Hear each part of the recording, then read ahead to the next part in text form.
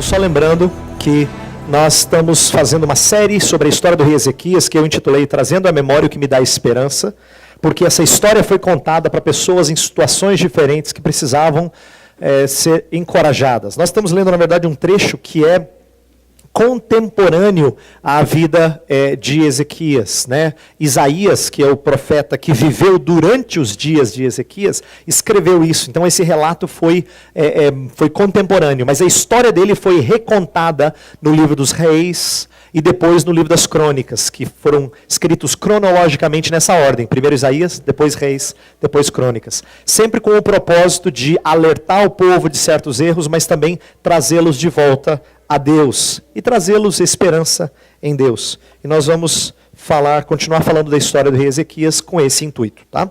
Então eu vou fazer a leitura do texto, depois as crianças vão fazer um desenho que tem tudo a ver com elas.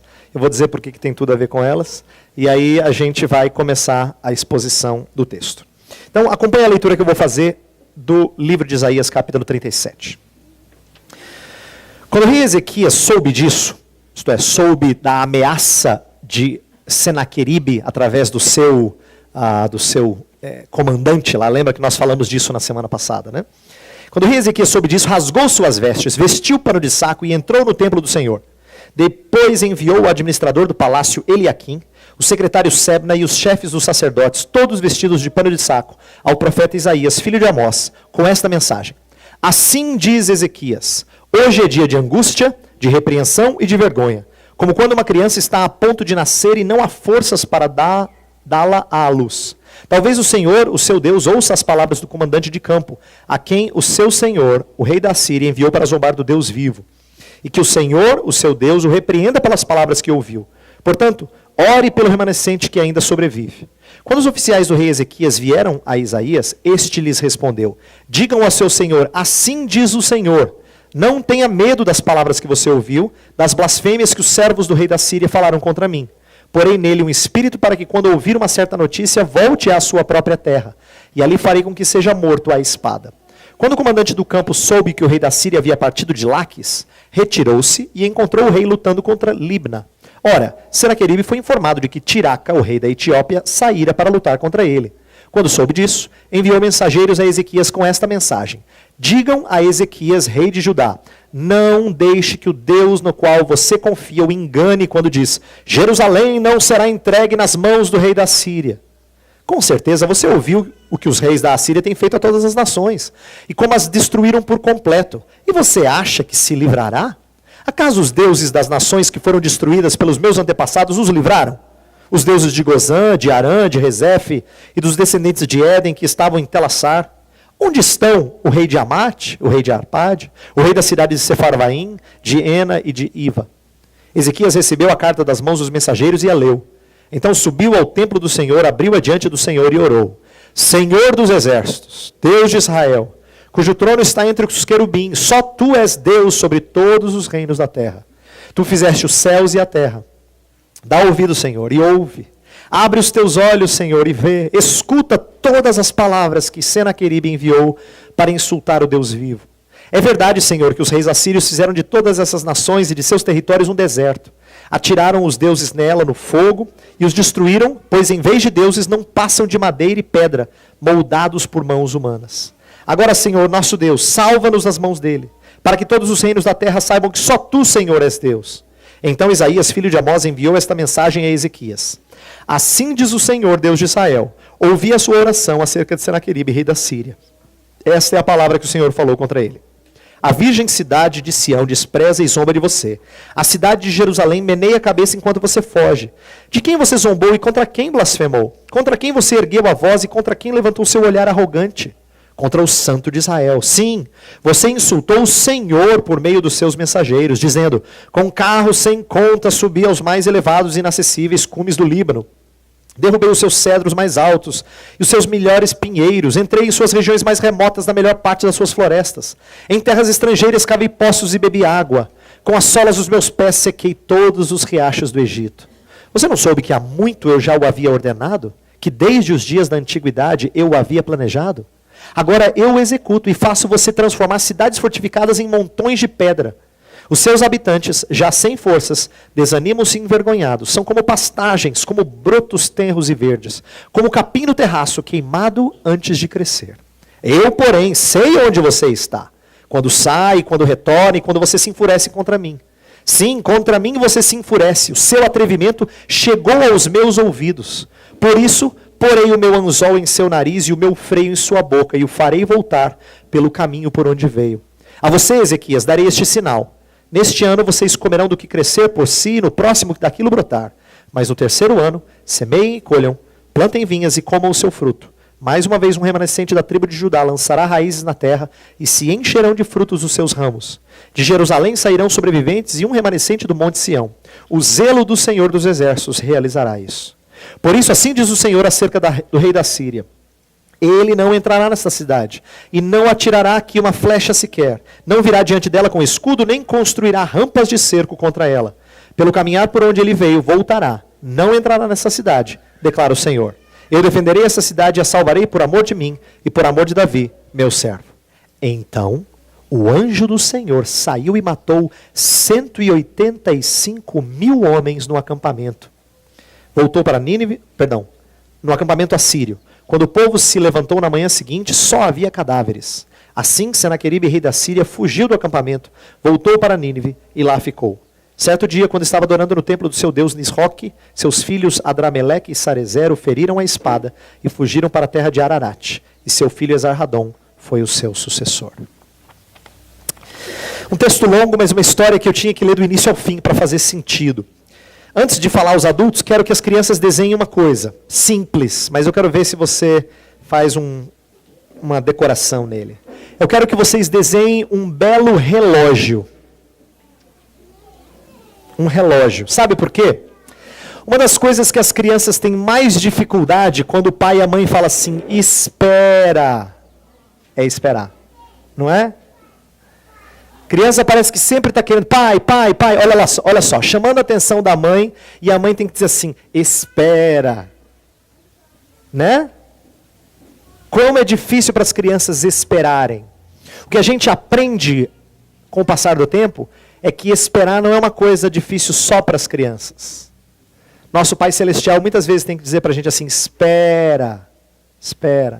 O relógio parece que não passa, e as crianças que não têm noção de hora, então é mais difícil você dizer, quanto tempo, pai? Você fala 2 horas é a mesma coisa que falar 5 minutos. Não é? Mas espera. Eu digo isso porque, vez por outra, nós ouvimos os ímpios fazerem afrontas que não são fáceis de responder. Quantas vezes nós estamos em contextos avessos ao cristianismo, e a gente ouve frases do tipo assim, se Deus existe, por que há tanta calamidade nesse mundo? Você já ouviu essa tantas vezes, né?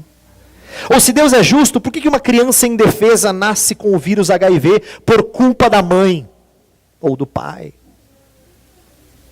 Quer dizer, o que a criança tem a ver com isso? Ou se Deus fosse amor, Ele não mandaria a gente para o inferno. Por que a Bíblia fala de inferno? Se Deus é amor. E por mais que a gente argumente em cima de Bíblia, texto da Bíblia, pastor, eu quero ter uma boa resposta para ele. A verdade é que os ímpios nunca se calarão diante dessas perguntas. Nunca se darão por satisfeitos até que Deus responda de forma definitiva. E o duro é esperar essa resposta definitiva. E Deus fala assim, espera. Como a gente gostaria de dar aquela resposta para quem está ofendendo o nosso Deus. Para quem está ofendendo os nossos amados ou a nossa fé. Você gostaria daquela resposta. Quantas vezes os servos de Deus não chegaram para ele e falaram assim, Senhor, faz chover fogo do céu, faz isso, faz aquilo. Mas Deus nos diz muitas vezes, espera. Por quê? Porque a história nos ensina, essa história que nós vamos tratar hoje, nos ensina que as palavras de Deus, a resposta divina aos desafios, às afrontas que quem não teme a Deus faz, né? As respostas que Deus dá a essas afrontas, elas são para encorajar-nos a aguardar. Encorajar-nos a esperar o tempo de livramento para nós e de juízo para quem não teme o Senhor. Mas é ensinar-nos a aguardar e a entender que só Deus, de uma forma especial, responde a essas afrontas dos iníquos. Como eu intitulei, só Deus responde às afrontas dos iníquos. Eu quero contar rapidamente o que a gente tratou no domingo passado para fazer sentido aquilo que eu vou falar essa manhã. No domingo passado nós tratamos da história em que Senaqueribe se aproxima de Jerusalém, ele já conquistou algumas cidades de Judá, ele cerca Jerusalém e aí um dos seus comandantes vai e faz um discurso que é guerra psicológica pura, para amedrontar o povo da cidade de Jerusalém. E depois dessa ameaça e dessa afronta toda, Ezequias havia treinado os seus comandantes a responder de forma surpreendente. Silêncio, eles se calaram, não falaram nada, e lamentaram. Silêncio e lamento. Mas agora no capítulo 37, a gente vai ver que existem outras respostas por parte do povo de Deus que devem ser praticadas. Eu quero então tratar no capítulo 37 desse ciclo. Os ímpios afrontam, os justos reagem de um jeito e Deus traz a resposta. A reação dos justos não é a resposta. Deus traz a resposta para essas afrontas. Então eu quero mostrar como é que os ímpios ousam falar contra Deus, como é que os de Deus reagem e como é que Deus responde a tudo isso. Então, eu falei que no finalzinho do 36, eles reagiram em silêncio e lamento, mas foram levar todas as acusações, as blasfêmias contra Deus, a ameaça contra o povo para o rei. E o capítulo 37 começa com o rei. Começa com a reação de um homem que está arrasado diante dessa ameaça. Olha o verso 1 do capítulo 37. Quando o rei Ezequias soube disso, rasgou as suas vestes, vestiu o pano de saco e entrou no templo do Senhor. A ideia é que ele estava abatidíssimo. Rasgou as vestes é sinônimo de quebrantamento, de quem está dependendo inteiramente do Senhor. E ele foi ao templo com um coração pesado.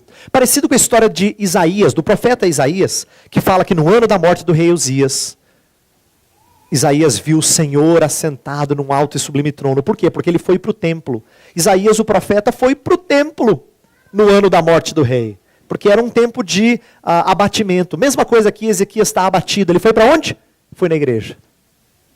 Ele precisava buscar forças no Senhor. Ele foi ao templo falar com Deus. Quando eu falei na semana passada sobre, às vezes, a gente ter que aprender a reagir de forma silenciosa, a não responder, porque muitas vezes respostas são jogar pérolas aos porcos, eu falei disso na semana passada, não significa que a nossa reação seja apática. Nós não estamos sendo treinados aqui para sermos só vaquinha de presépio, que fica paradinha, né?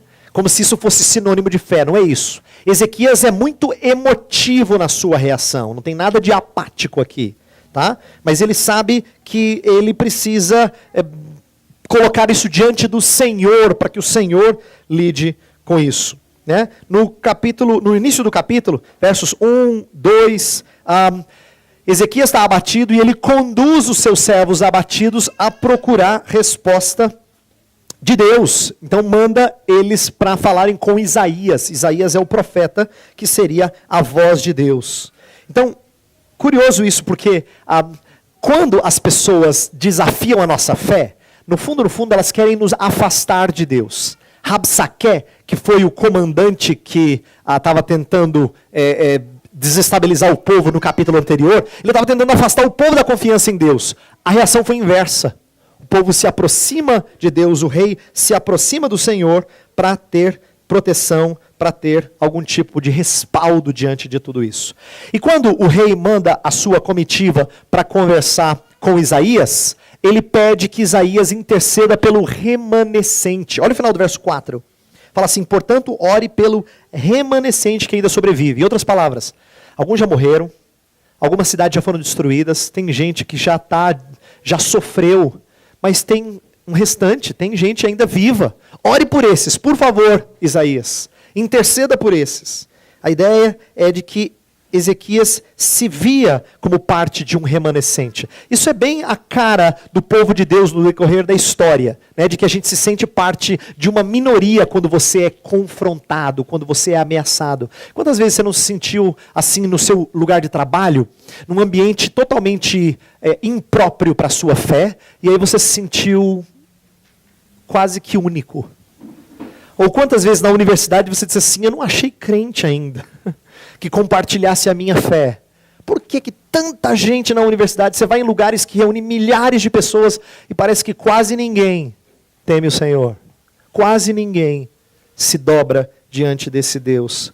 Não é incomum nós nos sentirmos parte de um remanescente, de um grupo menor que está nadando contra a maré, que está indo na contramão da tendência desses dias. Mas Isaías tem uma resposta boa para o rei, uma primeira resposta. Isaías é procurado pelo rei como veículo da resposta de Deus e ele diz, olha, o que Deus está falando é, não temas. Olha o verso 7, verso 6 e 7.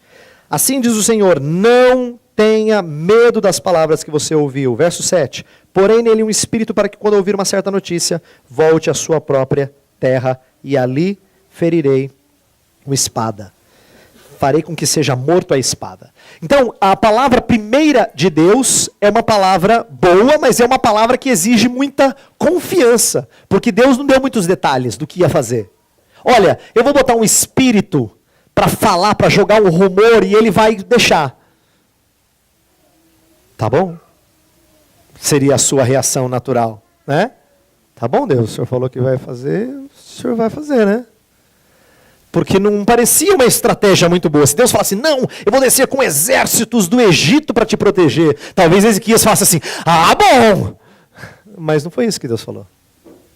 Deus falou assim, eu vou colocar um espírito que vai soltar um rumor e ele vai acreditar. Falou assim, peraí.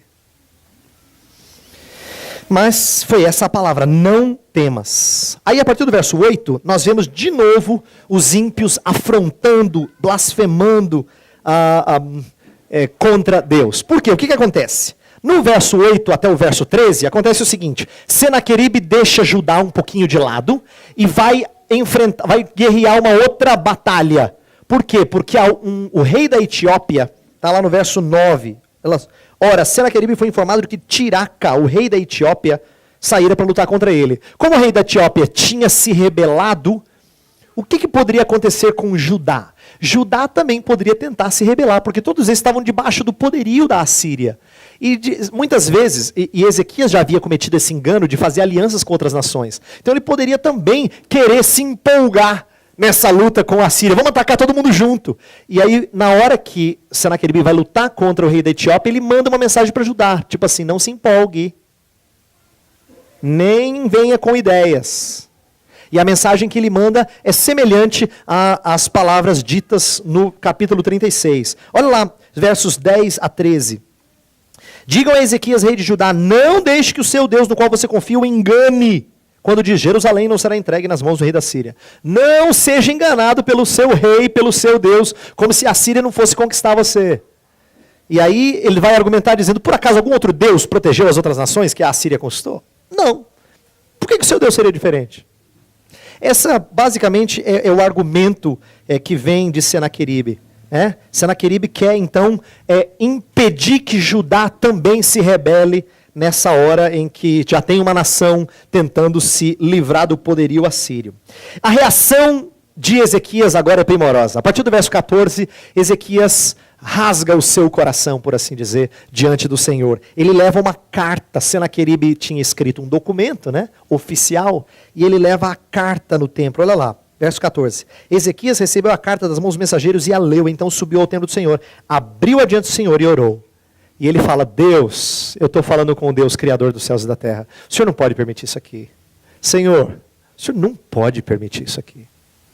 E coloca diante de Deus toda a ousada blasfêmia contra Deus. O fato de Ezequias voltar para o templo de novo mostra que Ezequias é alguém persistente na oração. Ele já tinha feito isso no início do capítulo. Agora ele volta de novo. Ele estava sendo testado a orar com frequência. De vez em quando o orar sem cessar só vem quando as coisas não vão muito bem lá em casa. Todo mundo sabe que nós temos que orar sem cessar. Às vezes Deus precisa dar uma apertadinha para você continuamente voltar a falar com Ele com regularidade, mostrar sua dependência dEle, como você precisa dEle. Por quê? Porque nós nós temos a tendência de nos esquecer facilmente. Mas a súplica de Ezequias é que me surpreende. Não só o fato de ele orar com frequência, mas aquilo que ele ora, que eu acho assim, que é sinônimo de quem é maduro na fé, de quem aprendeu a conhecer esse Deus. Ele ora de tal forma a se sentir ultrajado por Deus. E ele ora para que Deus proteja, mas não por causa dele, mas por causa de Deus. Inclusive, parece muito com a oração que Daniel faz no capítulo 9, em que ele fala assim: Senhor, é a tua cidade, é o teu povo, a desonra é tua, Deus, cuida disso. Não deixa com que o teu nome seja difamado por aí. Ele está orando, na verdade, pela honra de Deus. É por isso que nós vemos na oração dele dizendo: olha, não deixe isso acontecer, Deus. Olha lá o verso 17. Dá ouvido, Senhor, e ouve. Abre os teus olhos, Senhor, e vê, escuta todas as palavras que Senaqueribe enviou para insultar o Deus vivo. É o Senhor que ele está insultando. Então ele coloca-se diante de Deus, pedindo que o Senhor resolva isso. Ele quer proteção? Claro que ele quer, mas a motivação principal dele é a glória e a honra de Deus. E aí que vai um aprendizado importante para os nossos momentos de aflição, né? Quando a gente ora interessado na glória de Deus, a gente começa a nossa oração assim: Pai nosso que estás nos céus, santificado seja o teu nome. Quando Jesus ensinou os discípulos a orar, presta atenção que ele levou eles a pensarem muito na glória de Deus antes de chegarem no pão nosso de cada dia nos dá hoje. Pai nosso que estás no céu, santificado seja o teu nome, seja feita a tua vontade, venha o teu reino. Depois é o pão nosso, nossas dívidas, livra-nos da tentação. Essa é a forma que Jesus nos ensinou a colocar os nossos anseios em conformidade com os cuidados e a glória de Deus. Você pode estar preocupado com a sua vida em qualquer área que seja, pois eu queria que você soubesse que isso tem tudo a ver com a glória de Deus. Você tinha que aprender a afinar a sua necessidade à glória do Senhor Deus. E dizer: Senhor Deus, que o seu nome seja honrado nisso. Que o seu nome seja honrado. Eu preciso muito do Senhor, mas eu queria que o Senhor fosse lembrado por mim, servo inútil, né, que é a sua honra. Eu vou louvar o Senhor eternamente pelo seu cuidado. Cuida, Senhor, da tua honra. Cuida da tua reputação, Senhor. Essa é a forma que Ezequias nos ensina a orar. E é assim que o Salvador nos ensinou a orar. Essa é uma visão de Deus um pouco maior do que a gente está acostumado a fazer. Nosso Deus não é mero garçom que vem chegar para você e diz: o seu pedido, por favor. Às vezes a gente ora como se Deus fosse nosso garçom. Presta atenção como na maioria das vezes que você é impelido a orar, a primeira coisa que você faz é: Senhor, me ajuda. Poucas vezes você para assim e fala assim: Senhor, Criador dos céus e da terra, como o Senhor é grande, como o Senhor é acima do que eu estava acostumado. O teu nome é sem igual. Os outros deuses, como diz Ezequias, deuses não são de madeira, mas o Senhor é Deus vivo.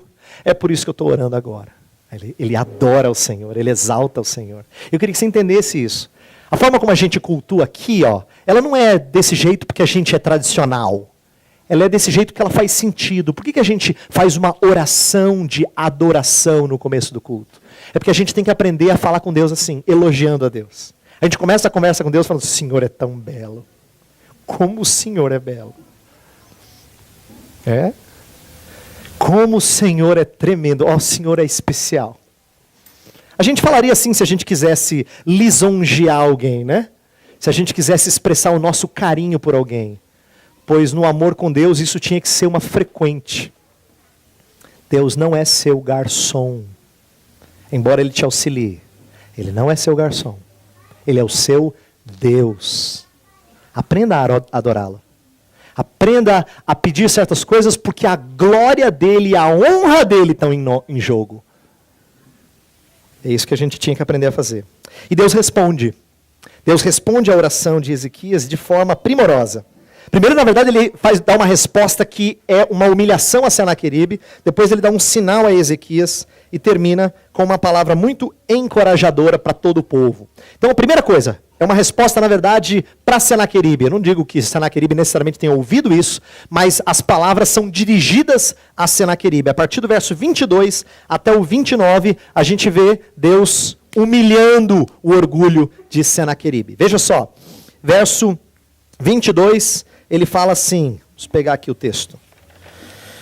Verso 22, ele fala assim, esta é a palavra que o Senhor falou contra ele, a virgem cidade de Sião despreza e zomba de você. Por que ele chama Jerusalém de virgem? A ideia é que ela não será violada. Ela é virgem, você não vai entrar aqui. Você não vai causar males a Jerusalém. Ela zomba de você. Verso 23, olha só, acho fantástico o verso 23.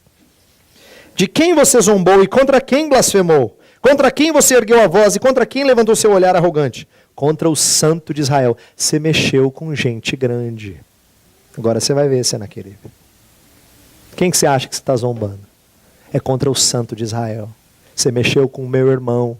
Agora você vai ver o meu irmão. Você vai se ver com ele. Ele é grande, forte. A ideia é que o texto traz uma palavra de horror para Senaqueribe, porque ele mexeu com o Deus vivo, e quem mexe com o povo de Deus, mexe com o Deus vivo. Eu gosto do texto de Zacarias 2,8, que fala que aquele que mexe com o povo de Deus, coloca o dedo na menina dos olhos. É como cutucar o olho de Deus. Mexeu com o povo de Deus, você botou o dedo no olho de Deus, e Deus fica bravo. Muito bravo. Então a ideia é que Deus reage com furor. No verso 24 a 25, ele acaba com o orgulho da Síria. Por quê? Olha lá, no 24 ele fala assim, sim, você acha que vocês fazem isso, né? Vocês insultam o Senhor por meio de mensageiros dizendo, olha o que a gente já fez, a gente tem muitos carros, a gente destruiu os cedros do Líbano, a gente passa pelos riachos do Egito e só a nossa planta do pé já tira toda a água. É a ideia de grandeza. É uma linguagem figurada para dizer assim, nós somos tão grandes, que quando a gente passa pelos riachos do Egito, a água transborda, assim, de tão poderoso que nós somos. É uma linguagem humilhante, né? E aí Deus fala no verso 26... mas antes do verso 26, essa linguagem humilhante e orgulhosa é própria de quem tem um coração endurecido. Você já falou com pessoas que estão tão longe de Deus que ela está soberba ao extremo? A queda dela vai ser tão grande que ela não imagina. A soberba é tão grande, o coração é tão duro que ela vai se ver com Deus. Ela acha que não existem barreiras, nem humanas, nem barreiras naturais que possam impedi-la. Ela é tão soberba que ela precisa ser quebrada, totalmente quebrada. No verso 26, Deus fala assim, mal sabem vocês que tudo que vocês fizeram foi planejado por mim. Verso 26, Deus fala assim, planejei, você não soube que há muito eu já havia ordenado? Que desde os dias da antiguidade eu o havia planejado? É agora que eu estou executando, isso que é? Sou eu que estou fazendo isso. Deus mostrando o seu poder. Você lembra que nós lemos que naquele Salmo 76 que fala, até a ira humana há de louvar-te? A Assíria fazia o que fazia por causa da ira, mas até a ira da Assíria contribuía para a execução dos planos eternos de Deus. E Deus fala, pois, sabe o que você faz? Você faz isso não porque eu ordenei, você faz isso por causa da sua ira. Eu estou dizendo que fui eu que ordenei. Fui eu que decretei todas essas coisas. Elas acontecem do jeito que eu planejei, mas você faz por causa da sua ira. É o verso 29. Olha lá. Sim, contra mim você se enfurece. O seu atrevimento chegou aos meus ouvidos. E por causa da sua ira, eu vou punir você. É isso que o verso 29 diz. Deus vai castigar. Fala assim, porei o meu anzol em seu nariz e o meu freio em sua boca, e o farei voltar para o caminho por onde veio. Isso aqui é linguagem de lidar com o animal. Mas tem um dado triste do exército assírio. O exército assírio era conhecido por ser tão vil que ele fazia isso com alguns dos seus prisioneiros de guerra. De colocar anzol no nariz, de lidar de forma tão violenta, tão vil. Tem registro disso na própria Bíblia. Fala que o rei Manassés foi conduzido assim, com anzol no nariz. Era uma forma de você controlar, humilhar totalmente, tirar toda e qualquer reação por parte de alguém. E Deus fala assim, vai ser exatamente isso que eu vou fazer com vocês. Eu vou quebrá-los no meio. Eu vou colocar anzol no seu nariz, na sua boca. E aí Deus, a partir do verso 30 até o 32, Deus dá um sinal para Ezequias. Ele basicamente fala o seguinte, olha Ezequias, eu quero te mostrar que eu vou cuidar de você. No primeiro e no segundo ano, a comida ainda não vai ser tão abundante. Vocês, por causa da destruição do exército, vão colher pouco. Mas no terceiro ano, fique sabendo que vocês vão semear e vão colher. E quando tiverem isso em abundância, saibam que sou eu, Senhor, que faço isso. Sabe por que eu acho essa frase fantástica? No capítulo 36, que a gente tratou no domingo passado, o comandante da Assíria fala assim, se vocês se submeterem a nós, vocês terão uma terra que brota tantas coisas. É exatamente o que Satanás prometia a Jesus Cristo. Se você se curvar a mim, eu te darei os reinos dessa terra. Pois Deus fala assim, não é dele.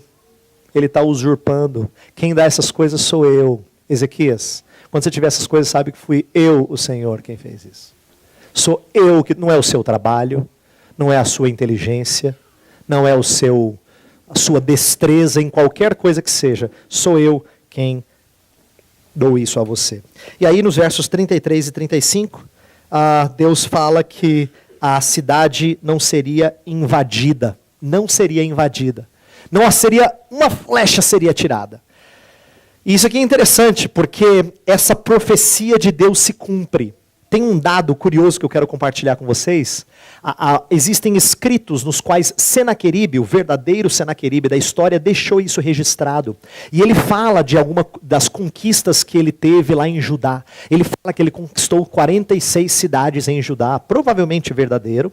Mas ele diz uma coisa muito curiosa.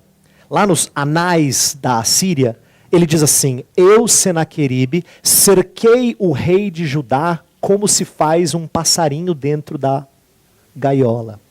Só que ele não conta por que ele não entrou na gaiola. A história acaba aí. Ele diz, eu prendi ele lá como se prende um passarinho na gaiola. Mas ele não conta por que ele não quis entrar. O registro está assim, bonito para ele. Você fala, uau! Os reis contavam essas coisas para que suas glórias fossem passadas de geração para geração. Pois a versão divina dessa história diz que ele ficou do lado de fora da gaiola porque ele não tinha condições de entrar nela. Finalzinho do texto, versos 36 a 38, fala que Deus mata 185 mil homens da noite para o dia. Eles acordam de manhã e têm cheiro de morto, como nunca tinham visto antes. 185 mil. A Bíblia não descreve como isso aconteceu, mas um texto de Isaías fala que eles morreram pela espada não de homens, mas do Senhor.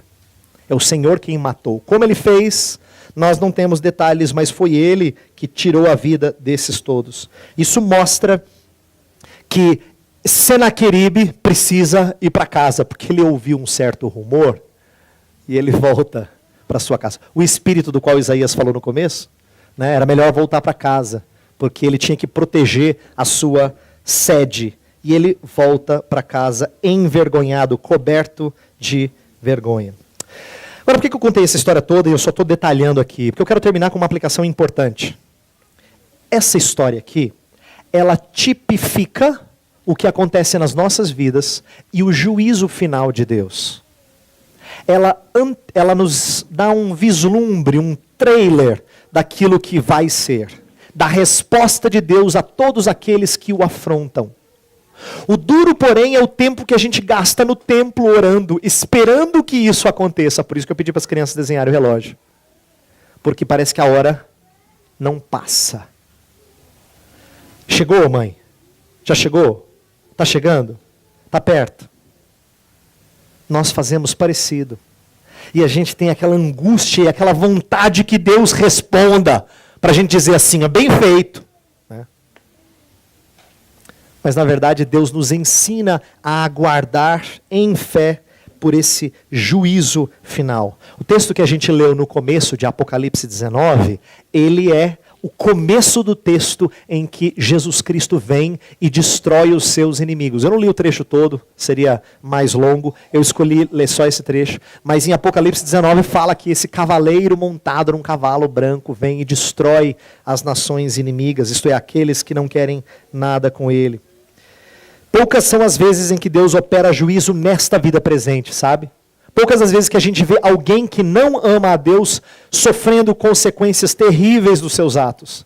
A verdade é que esse mundo não parece tão justo. E é por isso que às vezes alguns balançam e não têm muita vontade de adorar esse Deus. Porque o mundo não parece tão certinho e tão justo. Não é verdade que todo aquele que é errado e é corrupto nos seus caminhos paga por esses erros ainda aqui. A gente vê muita gente se safando e isso vai dando inquietação ao nosso coração. Pois Deus nos ensina a aguardar por juízo dele. É por isso que eu queria terminar dizendo o seguinte: faz parte do seu anseio pela vinda de Jesus colocar os pingos nos is. Você tinha que cantar Maranata, não só por causa do livramento que Deus vai trazer para você, mas inclusive pelo juízo que ele vai trazer para com aqueles que desonram o seu nome. E esse tinha que ser um anseio nosso. Lá em 1 Coríntios 16, 22, fala que aqueles que zombam de Deus receberão o juízo. E aí o texto fala assim, Maranata. Eu vou ler, diz assim: se alguém não ama o Senhor, seja anátema, isto é, condenado. Aí a última palavra do verso, Maranata. Senhor Jesus, venha. Se alguém não ama o Senhor, seja condenado. Maranata. É uma motivação um pouco diferente para a gente cantar o Vem, Senhor Jesus. Mas é a motivação que essa história nos ensina. Eu termino dizendo o seguinte: você gostaria que os que você ama nunca fossem desonrados. E quando são, você luta e luta com toda a sua força para que não fique por isso mesmo. Isso é a nossa reação natural. A gente deveria desejar isso para o nosso Deus mais do que para os nossos filhos. Mais do que pela nossa família. Desejar que o nome de Deus fosse honrado devidamente. E a Bíblia diz que vai ser. Porque quando ele voltar, todo joelho se dobrará e toda língua confessará que ele é o Senhor. Então, vai acontecer. Nosso anseio tem que ser: Senhor, quando eu estiver frustrado com a corrupção nesse país, quando eu estiver assim arrasado com a impureza do meu lugar de trabalho, com as distorções daquilo com o qual eu lido, quando eu estiver cansado, querendo jogar tudo para o ar, me ajuda a lembrar que vem juízo. E o Senhor vai colocar os pingos nos is. O Senhor vai acertar todas as coisas. Maranata, Senhor Jesus. Vem, coloca as coisas no seu devido lugar. Isso vai ser alegria para nós e terrível para aqueles que não amam o Senhor. Mas eu queria que você entendesse o espírito correto. Você não faz isso porque você quer ver os outros pisoteados. Você faz isso porque o nome de Deus não pode ser blasfemado. É por isso que a gente vai cantar uma música que fala assim, olha só, eu quero que você preste atenção na segunda estrofe dessa música. Mesmo neste mundo havemos crentes de ter sempre algum pesar, mesmo lutas de sabores nossa paz vem perturbar. Mas se o mal nos ameaça, de alegria nos roubar, você lembre-se que vencendo vem Jesus. A ideia é, não se esqueça de que o nosso Salvador já venceu e vem em vitória. Vamos ficar em pé, vou convidar os nossos instrumentistas a se colocarem a postos e nós vamos cantar Vencendo vem Jesus.